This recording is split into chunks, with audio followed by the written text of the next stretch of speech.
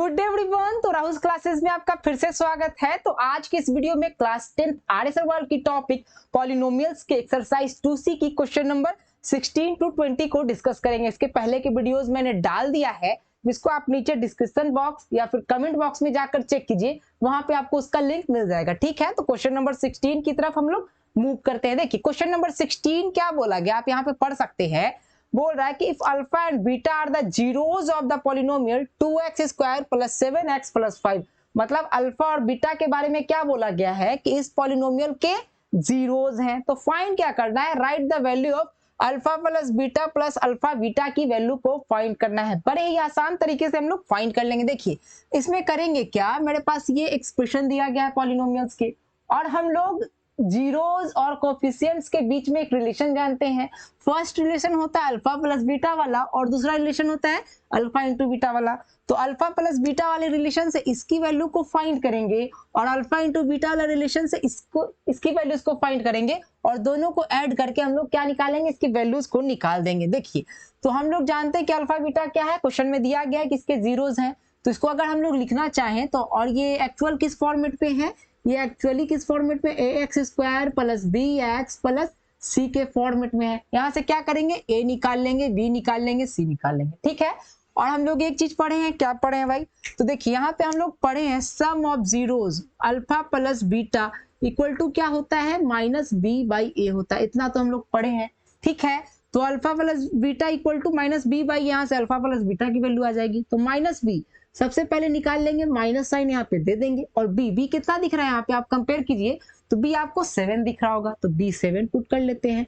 ठीक है, divided by ए देखिए कितना दिख रहा है आपको, 2 दिख रहा है क्या, तो यहाँ से हम लोग 2 पुट कर लेंगे। मतलब अल्फा प्लस बीटा की वैल्यू -7/2 आ गई। ठीक है, अब दूसरा यहाँ पे देख लेते हैं। अब मेरे पास कौन सा टर्म है, अल्फा इंटू बीटा, इसका रिलेशन भी हम लोग जानते हैं। अल्फा इंटू बीटा क्या होता है, c/a होता है। ठीक है, c यहाँ से देखिए कंपेयर कीजिए, 5 दिख रहा है क्या आपको, तो यहाँ से बड़े ही प्यार से 5 लिख लेंगे, और ए देखिए फिर से कंपेयर कीजिए, 2 दिख जाएगा, तो यहाँ पे 2 लिख देंगे। ठीक है, अब कुछ नहीं करेंगे, इस एक्सप्रेशन का वैल्यू फाइंड कर देंगे। ठीक है, तो मेरे पास एक्सप्रेशन क्या है, alpha plus beta plus alpha beta. ठीक है, अल्फा प्लस बीटा कितना निकाले हम लोग, -7/2 निकाले हैं क्या, तो यहाँ से हम लोग क्या करेंगे, इसको -7/2 कर देंगे, और यहाँ पे प्लस का साइन है, प्लस दे देंगे, ये पूरे का साइन मतलब वैल्यू यहाँ पे है, और यहाँ पे प्लस है तो प्लस देंगे। अल्फा इंटू बीटा 5/2 है क्या, तो यहाँ से हम लोग क्या करेंगे, 5/2 कर लेंगे। अब इसको सॉल्व करना नहीं आता है क्या आपको, आता है ना, तो बस उसी तरीके से हम लोग क्या करेंगे, इन दोनों का एलसीएम ले लेंगे, तो 2 ही आ जाएगा, ऊपर -7 ही रह जाएगा, प्लस साइन दे देंगे, 5 आ जाएगा। और यहाँ पे अगर हम लोग लिखना चाहें तो -7 प्लस 5 कितना, -7 प्लस 5 -2 हो जाएगा क्या, तो -2, और नीचे क्या है, 2 है, इसको कट कीजिएगा तो मेरे पास -1 आ जाएगा। मतलब इसकी वैल्यू कितनी आ गई, -1 आ गई। ठीक है, आपको स्क्रीनशॉट लेना है तो यहाँ से ले सकते हैं। हम लोग क्वेश्चन नंबर 17 की तरफ मूव करेंगे। क्वेश्चन नंबर 17 को डिस्कस कर रहे हैं। ठीक है, क्वेश्चन नंबर 17 पहले पढ़ लीजिए आप लोग, क्या बोल रहा है, state division algorithm for polynomials. ठीक है, एक थ्योरेटिकल क्वेश्चन है, इसको बस आप लोग को रट लेना है। ठीक है, तो ये कहता क्या है, मैं आपको थोड़ा सा समझा देता हूँ। ठीक है, यहाँ पे मेरे पास क्या है, जैसे हम लोग dividend equal to divisor into quotient plus remainder पढ़ते हैं, बस उसी को पॉलिनोमियल्स के टर्म्स में, मतलब fx qx इस टर्म में हम लोग को क्या करना है, लिख देना है। मान लेते हैं हम लोग क्या, एक एग्जांपल छोटा सा लेते हैं कि कोई टर्म होगा, पॉलिनोमियल होगा fx। ठीक है, fx को हम लोग क्या कर रहे हैं, किससे डिवाइड कर रहे हैं, यहाँ पे पढ़िएगा, gx से अगर हम लोग डिवाइड करेंगे, gx से हम लोग डिवाइड करेंगे तो कुछ मेरे पास कोसेंट आएगा, जिसको हम लोग qx कर देंगे। अगर ये पूरी तरह से डिविजिबल नहीं है तो मेरे पास कुछ रिमाइंडर भी आएगा, रिमाइंडर को हम लोग rx बोल देते हैं। ठीक है, और हम लोग बचपन में ही पढ़े हैं कि dividend equal to divisor into quotient plus remainder होता है। तो बस इसी को सजा कर लिख दिया गया है। जैसे यहाँ पे डिविडेंड है, डिविडेंड क्या है मेरे पास, fx, और इक्वल टू क्या हो जाएगा, डिवाइजर मेरे पास gx है, और कोसेंट क्या है, qx है, qx ऐसे लिख देंगे, और रिमाइंडर कुछ आएगा तो उसको हम लोग क्या करते थे, ऐड कर देते थे। बस यही मेरा क्या है, यही मेरा है डिवीजन एल्गोरिथम फॉर पॉलिनोमियल्स। अगर आपको इसका पूरा स्क्रीनशॉट लेना है तो आप यहाँ से ले सकते हैं। हम लोग नेक्स्ट क्वेश्चन की तरफ मूव करेंगे। क्वेश्चन नंबर 18 को डिस्कस कर रहे हैं। सबसे पहले हम लोग क्या कर रहे हैं, क्वेश्चन पढ़ लेते हैं, उसके बाद हम लोग इसको सॉल्व कर देंगे बड़े ही आसान तरीके से। देखिए क्वेश्चन क्या बोल रहा है, the sum of the zeros and the product of zeros of a quadratic polynomial are -1/2 and -3। मतलब क्या है, कोई क्वाड्रेटिक पॉलिनोमियल होगा, उसके सम ऑफ जीरोज के बारे में बोल रहा है -1/2 और प्रोडक्ट ऑफ जीरोज के बारे में बोल रहा है -3। ठीक है, तो हम लोग को फाइंड क्या करना है, वो जो क्वाड्रेटिक पॉलिनोमियल है उसको फाइंड करना है। बहुत ही आसान है, हम लोग एक एक्सप्रेशन पर हैं क्वाड्रेटिक पॉलिनोमियल का। अगर इसको लिखना चाहें तो आप ये भी लिख सकते हैं, अल्फा प्लस बीटा भी लिख सकते हैं, लेकिन उससे पहले आपको लिखना पड़ेगा कि let alpha and beta be the zeros of the quadratic polynomial. ठीक है, उसके बाद ये लिखिएगा अल्फा प्लस बीटा वाला। ठीक है, और इसको लिखना चाहें तो अल्फा इंटू बीटा लिख सकते हैं, क्योंकि सम ऑफ क्या जीरोज अल्फा प्लस बीटा और प्रोडक्ट क्या हो जाएगा, अल्फा इंटू बीटा हो जाएगा। तो हम लोग पॉलिनोमियल का एक्सप्रेशन जान चुके हैं, किसका, क्वाड्रेटिक पॉलिनोमियल का।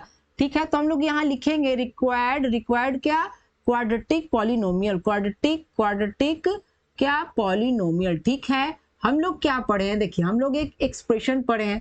ठीक है, उसके बारे में लिख लेते हैं। सबसे पहले एक्स स्क्वायर होता है माइनस, यहाँ पे आप लोग सबसे पहले क्या लिखिएगा, सम ऑफ जीरोज, लैंग्वेज में लिखिएगा, उसके बाद एक्स कर दीजिएगा प्लस प्रोडक्ट ऑफ जीरोज कर लीजिएगा। उसके बाद में ये स्टेप आपको लिखना है, सम ऑफ जीरोज को हम लोग क्या लिख सकते हैं, अल्फा प्लस बीटा भी लिख सकते हैं, और प्रोडक्ट ऑफ जीरोज को हम लोग क्या लिख सकते हैं, अल्फा इंटू बीटा भी लिख सकते हैं। ठीक है, बस कुछ नहीं कीजिए, अल्फा बीटा इन सभी का वैल्यूज को पुट कीजिए और हम लोग का क्या हो जाएगा, क्वाड्रेटिक पॉलिनोमियल निकल जाएगा। ठीक है, चलिए सबसे पहले एक्स स्क्वायर है तो इसको ऐसे ही छोड़ दीजिए, माइनस का साइन दे दीजिए, अल्फा प्लस बीटा कितना है मेरे पास, -1/2 है क्या, तो यहाँ से हम लोग क्या करेंगे, -1/2 को पुट कर लेंगे और x लिख देंगे। ठीक है, प्लस साइन है, प्लस दे देंगे, अल्फा इंटू बीटा कितना है मेरे पास, -3 है क्या, तो यहाँ से हम लोग क्या करेंगे, -3 इसको लिख देंगे। ठीक है, अगर इसको लिखना चाहें तो क्या लिख सकते हैं, एक्स स्क्वायर और ये माइनस माइनस मेरे पास प्लस हो जाएगा क्या,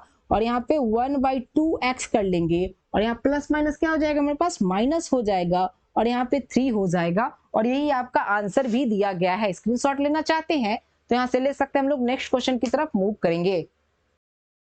क्वेश्चन नंबर 19 को डिस्कस कर रहे हैं। इसका क्या करना है, क्वेश्चन पहले पढ़ लेते हैं।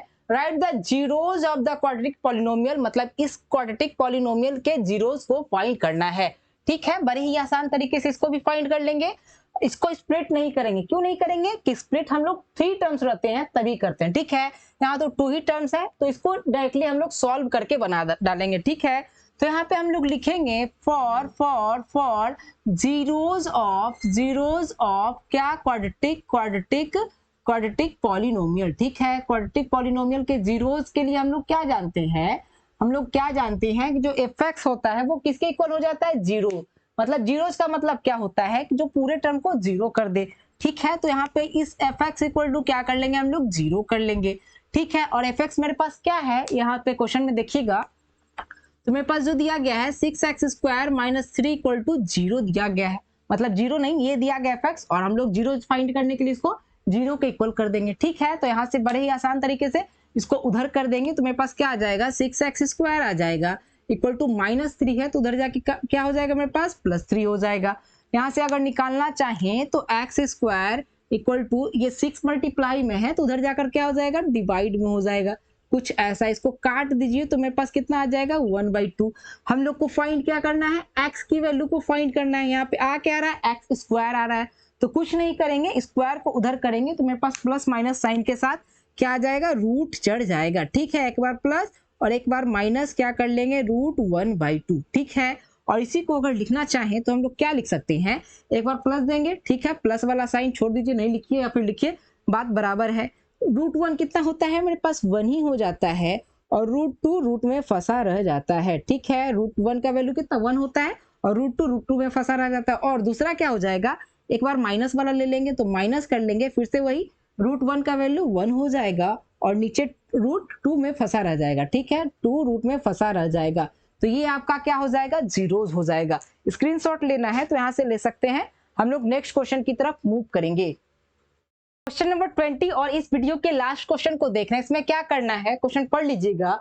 Right the zeros of the quadratic polynomial, मेरे पास ये पॉलिनोमियल दिया गया है 4√3x² + 5x -2√3 दिया गया, ठीक है। तो इसके जीरोस को फाइंड करेंगे। कैसे फाइंड करते थे, जैसे एक्सरसाइज 2A के क्वेश्चन नंबर 1 to 12 में फाइंड किए थे, उसी तरीके से हम लोग इसको भी फाइंड कर लेंगे, ठीक है।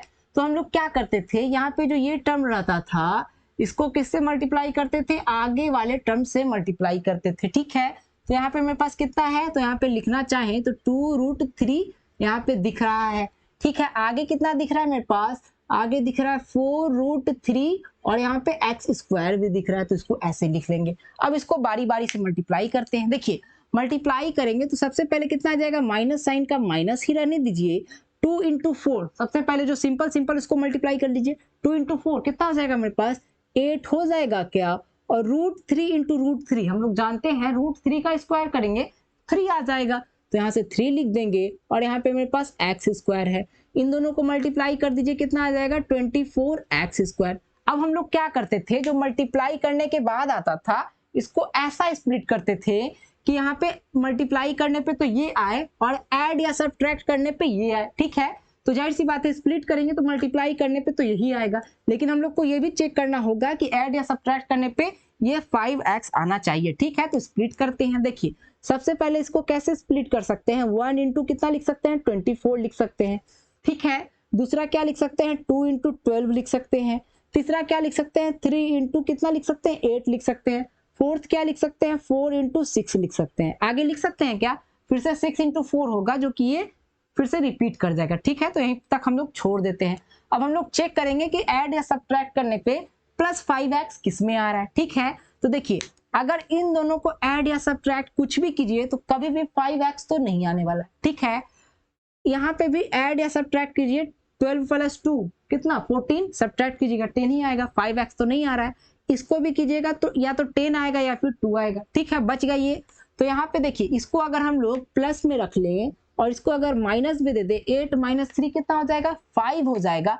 x लगाना है तो x² था, तो यहाँ पे दोनों में एक एक x दे दीजिए, ठीक है। तो मल्टीप्लाई कीजिए, कितना आ जाएगा माइनस, तो माइनस भी आ गया, 8 × 3 24 भी आ गया, x × x² भी आ गया। मल्टीप्लाई करने पे ये आ रहा है, ऐड या सब्ट्रैक्ट करने पे ये भी आ जा रहा है, ठीक है। मतलब इसको हम लोग क्या करेंगे, वो जो 5x दिख रहा है उसके बदले ये हम लोग पुट कर देंगे। चलिए पुट करते हैं बारी बारी से। देखिए यहाँ पे मेरे पास क्या है, यहाँ पे मेरे पास है 4√3x², ठीक है। अब 5x के बदले कौन सा लिखेंगे, ये पूरे टर्म को लिख देंगे, ठीक है। तो कितना लिख सकते हैं, -3x + 8 क्या कर रहे हैं, 8x कर ले रहे हैं, ठीक है। अब ये वाला टर्म बचा हुआ है तो इसको लिख लेते हैं -2 ऐसे, ठीक है, ऐसा लिख लिए। अब देखिए इन दोनों से आपको √3 कॉमन दिख रहा है क्या, देखिए 3 में क्या है, 3 में अगर देखना चाहें तो √3 × क्या होता है, √3 = 3 ही होता है, ठीक है। ये 3 होता है, तो मतलब 3 में एक √3 छिपा हुआ है, ठीक है। तो मतलब दोनों से √3 को हम लोग कॉमन ले सकते हैं, ठीक है। तो बड़े ही प्यार से √3 को सबसे पहले कॉमन ले लीजिए और दोनों में x भी दिख जाएगा, यहाँ x² मतलब एक x तो है ही, तो यहाँ से x कॉमन ले लेंगे, ठीक है। ब्रैकेट दे दीजिए, 4√3 में से √3 कॉमन ले लिए तो 4 बच जाएगा और x² में से x कॉमन ले लिए तो यहाँ पे x आ जाएगा, ठीक है। माइनस साइन है, माइनस दे देंगे।